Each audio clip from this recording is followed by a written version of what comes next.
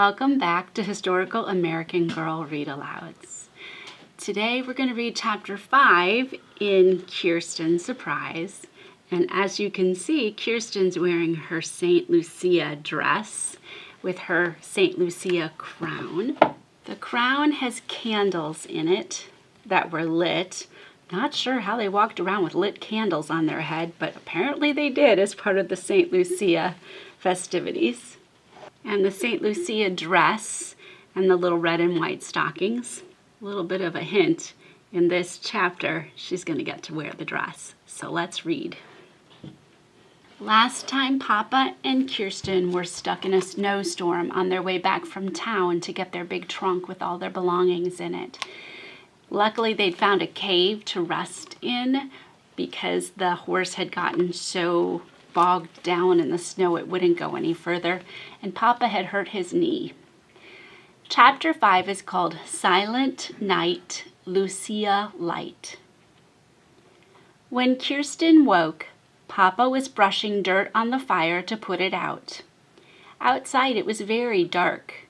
The night sky was clear, but there was no moon. "The storm's gone past," Papa said. "Now we can make our way home if you can lead Blackie. I still can't stand on my leg." Kirsten rubbed her eyes and sat up. "I can lead him," she said. She rolled up the blanket and Papa helped her into her boots, which he'd warmed by the fire. While Papa crawled slowly down the path, she untied Blackie and hitched him to the sleigh. The fresh snow gleamed in the starlight. "It must be very late if the moon has gone down," Kirsten thought. She imagined Mama peering out of the cabin window looking for them. Mama would be worried. As Kirsten led Blackie beside the stream, she watched for familiar landmarks. From time to time she looked back at Papa in the sleigh and at the painted trunk under its roof of snow. The sleigh bells jingled crisply in the still night. At last, Kirsten recognized a big oak tree and the curve in the stream where she'd often met Singing Bird. But the woods looked different in the deep snow. Was this the place where they should turn to find the farm? She hesitated. Blackie nudged her with his nose. Yes, this must be the way. Before Kirsten saw the cabin and Uncle Olaf's house, she smelled wood smoke. Then they came around a turn, and she saw that candles lit up all the windows of Uncle Olaf's house. Everyone was waiting there. They had stayed up all night to look for her and Papa. Kirsten led Blackie right up to Uncle Olaf's door. As they approached, Papa shouted, "We're here! We're safe!" Faces appeared at all the windows. The door swung wide and Mama ran out. "Here you are at last! We were so worried," she said as she hugged Kirsten. "But you're hurt," she added when she saw Papa. She climbed into the sleigh to hug him too. Everyone crowded around the sleigh asking questions. Uncle Olaf helped Papa down from the sleigh, and Aunt Inger said, "I'll heat some soup to warm your chilly bones."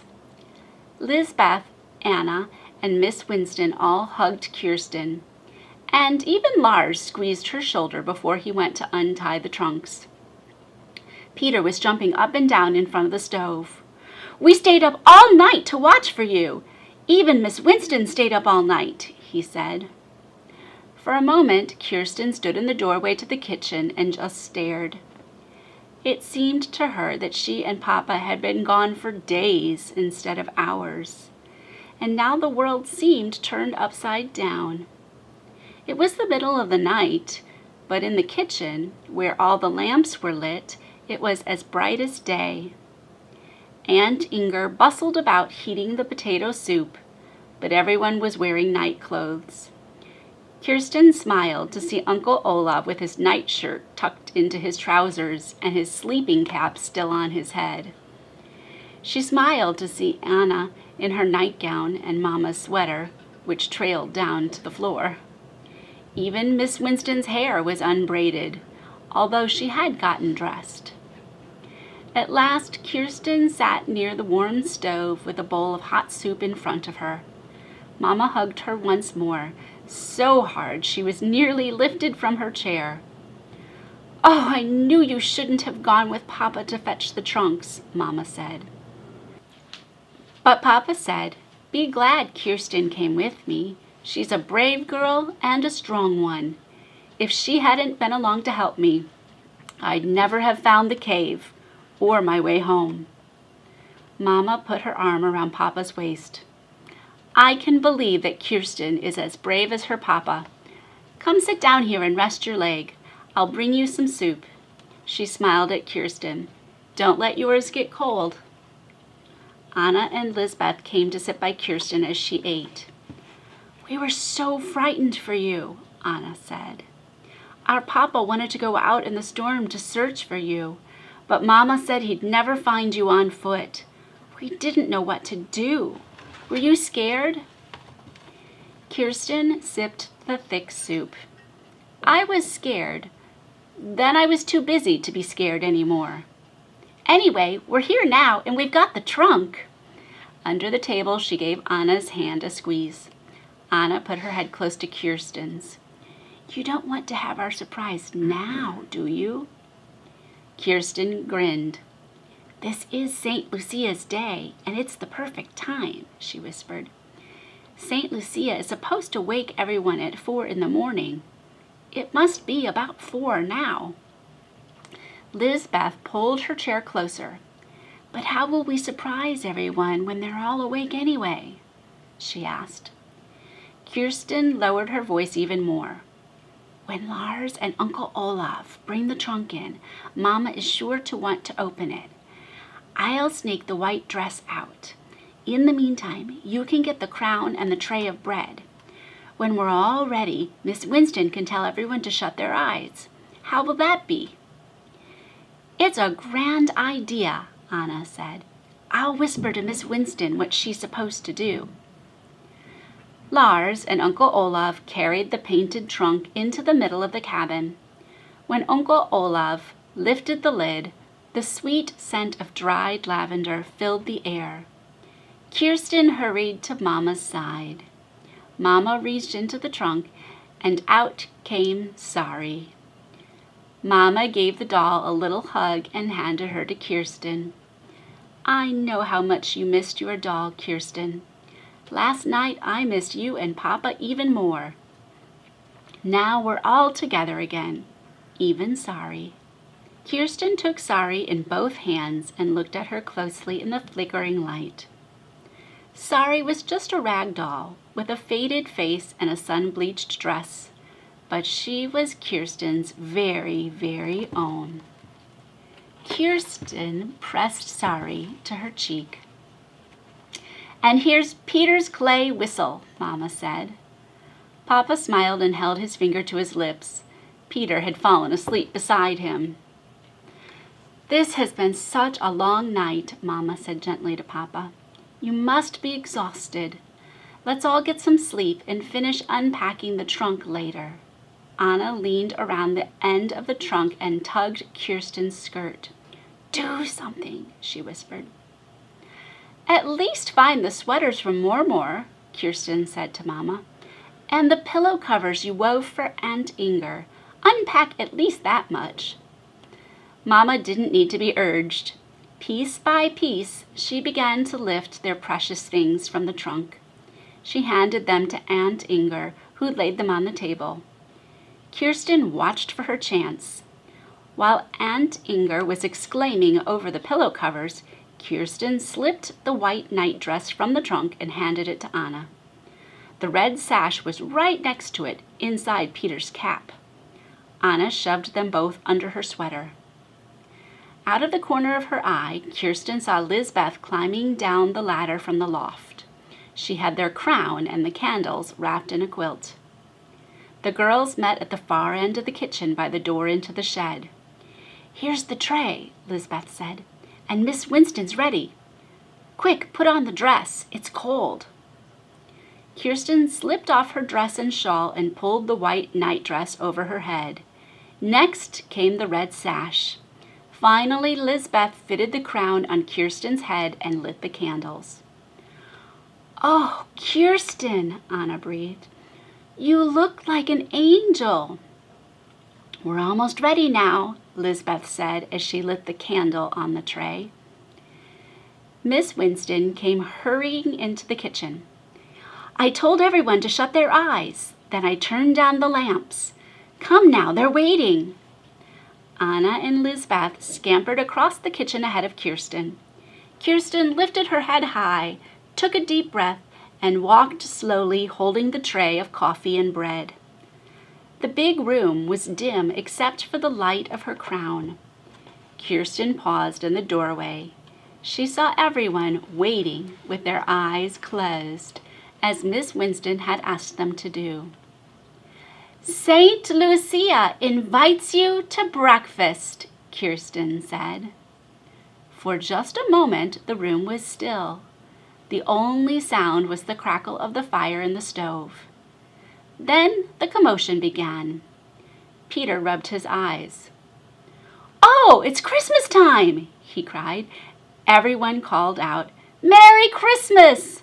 And "What a wonderful surprise!" Kirsten looked around the room as she passed the St. Lucia tray to her family. Mama's blue eyes were shining. Aunt Inger and Uncle Olav were smiling with pleasure. Peter and Lars grinned and munched their bread. Miss Winston squeezed Anna's hand. "Is this what it was like last Christmas in Sweden?" Lisbeth asked Kirsten as she handed Papa a mug of coffee. Kirsten thought a moment about how much she'd loved the home she'd left behind in Sweden. Then she smiled at the cousins she liked so well.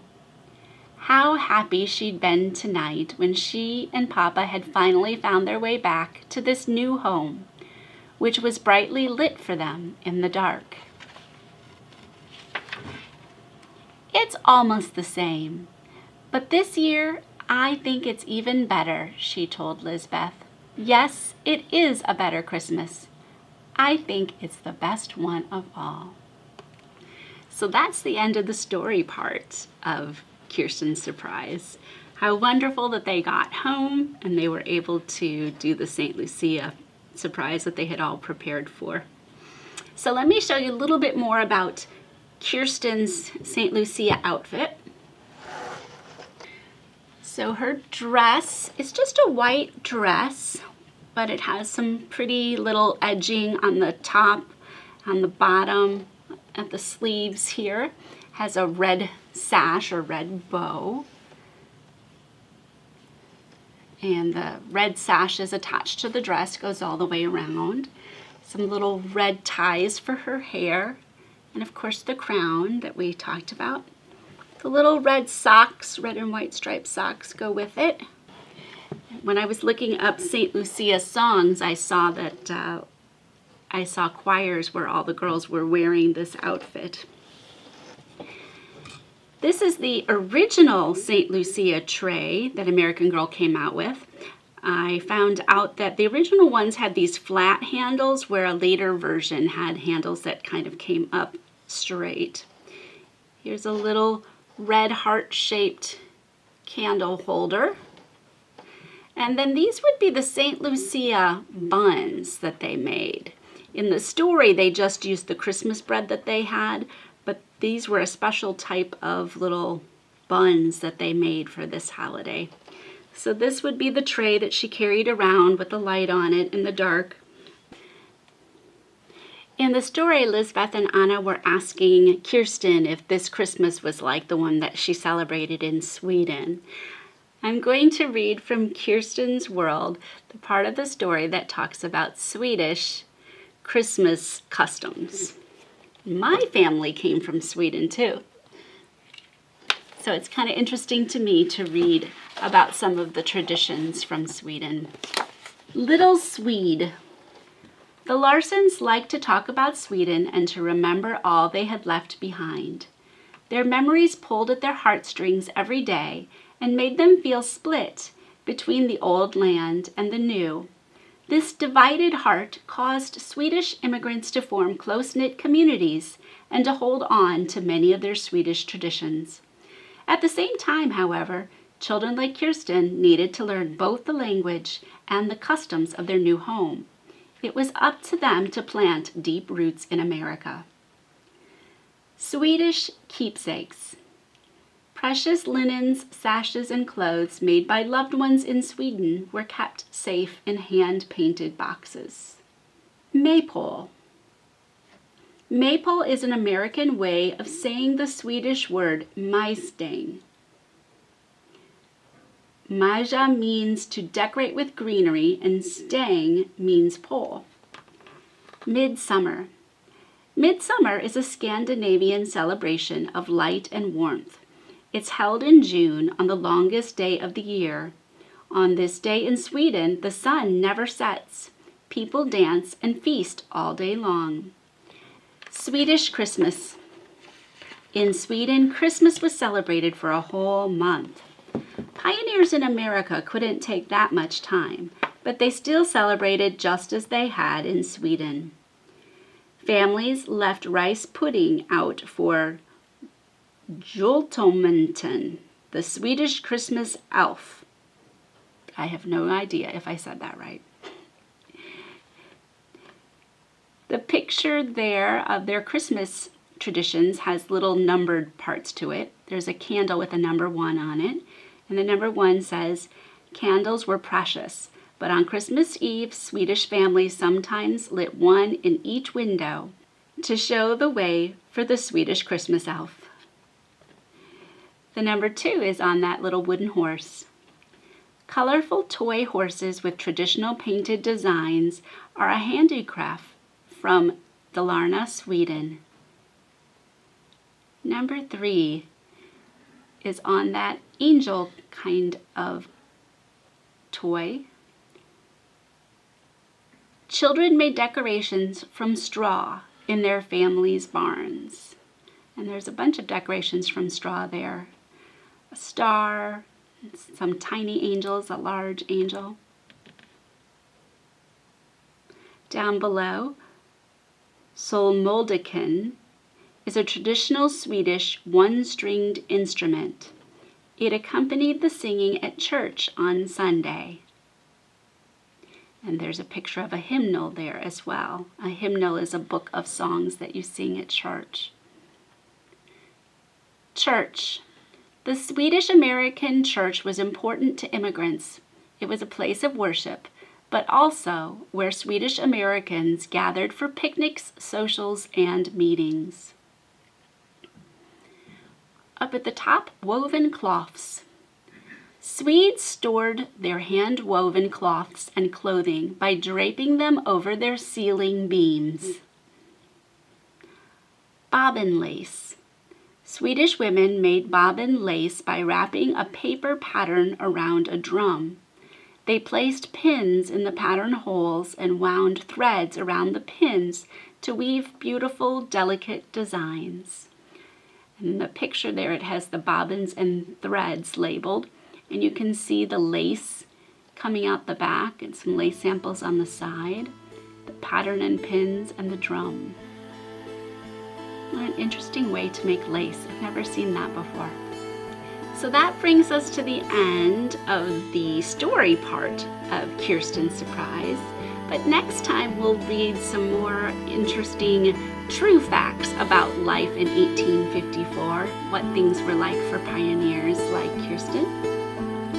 Until then, I hope you have a Merry Christmas, and we'll see you next time.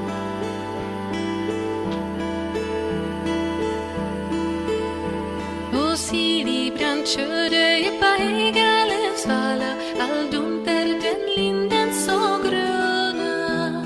Där fick han se sin dotter ungefär i riden så varliga jag lunden med henne. Och välest mig valja nu si, all dunter den linden så gröna. Jag ser min dotter, hon kommer till mig i riden så Varliga genom lunden med henne. Och Siri bränd femnad hon kampen så blå, all dunter den linden så gröna. Där föder hot vågar ska Sven barmen på i riden så. Varliga genom lunden